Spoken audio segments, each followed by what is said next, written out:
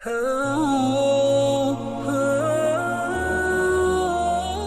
Week میں current affair کے طور پر ایک جو بڑا ہسٹوریکل ڈیسیژن آیا ہے پاکستان کی جوڈیشری کی طرف سے، وہ نور مقدم کیس کا فیصلہ۔ یہ آلموسٹ 8 مہینے لگ گئے اس فیصلے تک پہنچتے ہوئے جوڈیشری کو، کیونکہ یہ جولائی 2021 میں یہ سارا سلسلہ شروع ہوا تھا اور یہ فروری 2022 میں آ کے یہ ٹرائل مکمل ہو کے تو سزا ہو گئی ہے۔ چھوٹی کورٹس سے ہو گئی ہے، امید ہے انشاءاللہ بڑی کورٹس بھی اس ڈیسیژن کو بحال رکھیں گی انشاءاللہ تعالی۔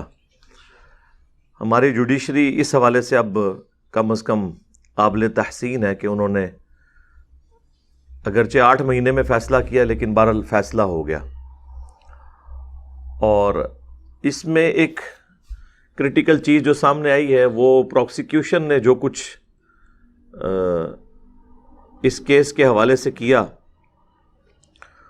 وہ انتہائی افسوسناک صورتحال ہے اس حوالے سے کہ انہوں نے کیس کو خراب کرنے کی پوری کوشش کی، حالانکہ ایویڈنس بالکل واضح تھے۔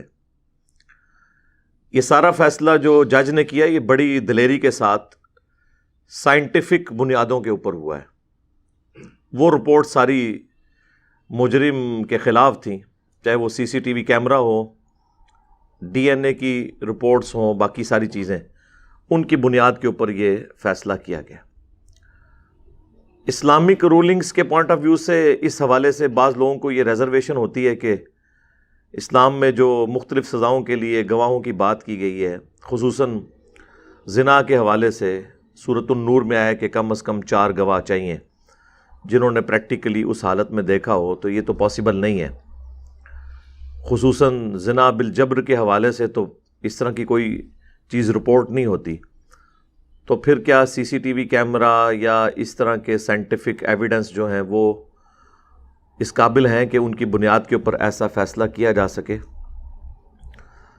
تو اس حوالے سے میرا موقف یہ ہے کہ اگر کوئی فیصلہ ان بنیادوں پہ کرتا بھی ہے تو وہ اللہ کی حدود کو تو نہیں توڑ رہا۔ اس کی وجہ یہ ہے، اللہ کی حد توڑنا یہ ہے کہ اللہ تعالیٰ نے جو سزا مقرر کی ہے اسے کوئی چینج کر دے۔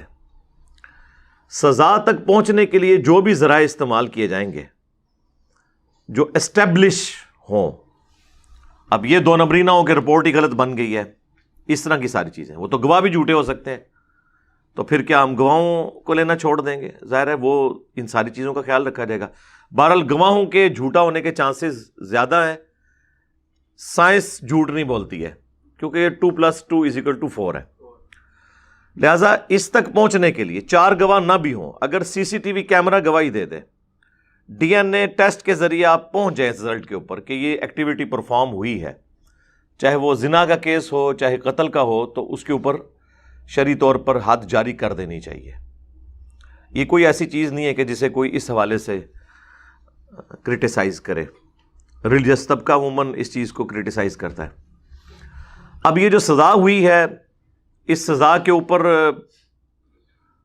سب سے پہلے تو جوڈیشری کو مبارکباد ہے، اس بچی کے ماں باپ کو، اس کے ان دوستوں کو جنہوں نے کمپین چلائی، چاہے سوشل میڈیا کے اوپر چاہے سول سوسائٹی کے اندر۔ اور پاکستان کی عوام کے لیے بھی ایک خوشائند خبر ہے، ہم خود بچیوں والے ہیں کہ کسی کے ساتھ کبھی بھی ایسا معاملہ ہو سکتا ہے۔ بہرحال میرے اعتبار سے تو ابھی اس میں سزائیں اور ایڈ ہونی چاہیے تھی، کیونکہ کیس صرف یہ قتل کا نہیں تھا، یہ فساد فی الارض کا کیس بھی تھا، زنا بالجبر کا کیس بھی تھا، یہ ساری چیزیں تھیں۔ قرآن کی روح سے، صحیح الاسناد احادیث کی روح سے اس کی سزا اس سے بھی سخت بنتی ہے۔ لیکن بہرحال جب کسی کو پھانسی کی سزا ہو جائے، ڈیتھ پینلٹی ہو جائے، تو اس سے بڑی سزا تو کوئی ہو نہیں سکتی۔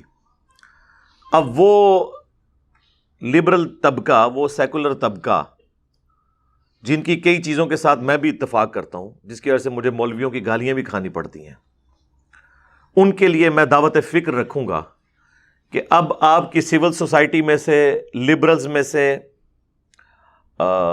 سیکولر لوگوں میں سے کسی نے اس کی ڈیتھ پینلٹی کے اوپر اعتراض نہیں کیا، حالانکہ یہی طبقہ ہے خصوصاً باہر کے ملکوں میں، ہمارے ملک میں بھی ان کے زیر اثر ہی آ جاتے ہیں، کہ جو سزائے موت کو ظالمانہ سزا سمجھتے ہیں۔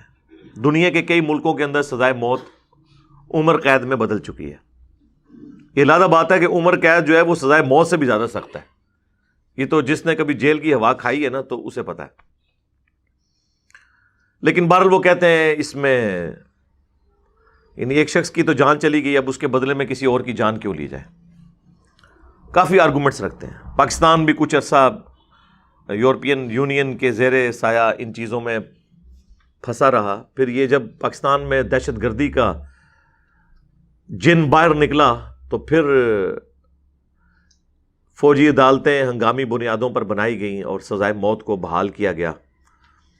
اس کی برکات آپ نے دیکھی ہیں۔ ضرب عضب اور رد الفساد کے بعد جب سزائے موت کو ایگزیکیوٹ کیا گیا تو کافی حد تک یہ دہشت گردی کا گراف نیچے آ گیا۔ اس کی وجہ یہ ہے کہ جب مجرم کو یہ پتا ہو کہ میں نے مر جانا ہے تو پھر اس کے لیے ایکٹیویٹی پرفارم کرنا ذرا مشکل ہو جاتا ہے۔ جب اسے یہ ہو کہ میں جیل میں ہوں گا، سزائے موت ویسے ہی موقوف ہے، کبھی نہ کبھی میرے ساتھی آ کے مجھے چھڑوا کے لے جائیں گے، اور پھر پاکستان کی جو عمر قید ہے وہ تو تماشا ہے۔ ایک بچہ 15-20 سال کی عمر میں قتل کر دیتا ہے اور وہ 30-35 سال کی عمر میں عمر قید کاٹ کے باہر آ جاتا ہے۔ قیدیوں کے دن رات گنے جاتے ہیں۔ پھر 14 اگست کے موقع کے اوپر، انڈیپینڈنس ڈے جو ہے اس کے موقع کے اوپر،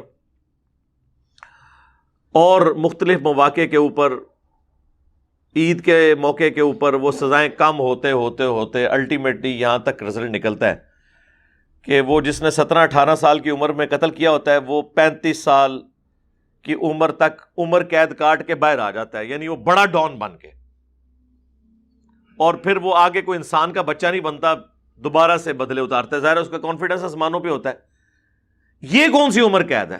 عمر قید تو باہر کے ملکوں میں ہوتی ہے مرتے دم تک، چاہے اس کی عمر 70 سال ہے 80 سال ہے، وہ پھر دنیا اس کی شکل نہیں دیکھتی کہ وہ آ کر تو بدلہ اتارے، ان وکیلوں کو بھی قتل کر دے، ان مقدمات کی پیروی کرنے والوں کو بھی قتل کر دے۔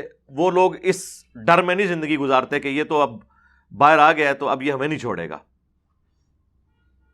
تو پاکستان میں عمر قید بھی تماشائی بنی ہوئی ہے۔ بہرحال سزائے موت کے اوپر سب نے اپریشیٹ کیا، میں بی بی سی کے اوپر، بی بی سی اردو کے اوپر، اس طریقے سے اور جو مختلف چینلز ہیں، اردو پوائنٹ کے اوپر، جو بڑے سوشل میڈیا کے پلیٹ فارمز ہیں پاکستان میں لوگوں کے انٹرویوز دیکھ رہا تھا تو سارے لوگ جو ہیں وہ کہہ رہے تھے جی بہت اچھا ہوا ہے اور خوشی کی بات ہے۔ کسی نے نہیں کہا کہ جی یہ ڈیتھ پینلٹی نہیں ہونی چاہیے تھی۔ اس کا مطلب ہے کہ سب نے ان انٹینشنلی یہ تسلیم کر لیا کہ اسلام کی سزائیں ظالمانہ نہیں ہیں۔ اسلام کی سزائیں سخت ضرور ہیں، اس میں کوئی شک نہیں، لیکن اس کے پیچھے حکمت یہ ہے کہ سزا ایک کو ہو اور ڈیٹرنس باقی سب کے لیے ہو جائے۔ اگر سر عام پھانسیاں ہوں، اس طرح کی سزائیں دی جائیں تو کسی کو جرم کرتے وقت 1000 دفعہ سوچنا پڑے گا کہ میرے ساتھ یہ ہونا ہے۔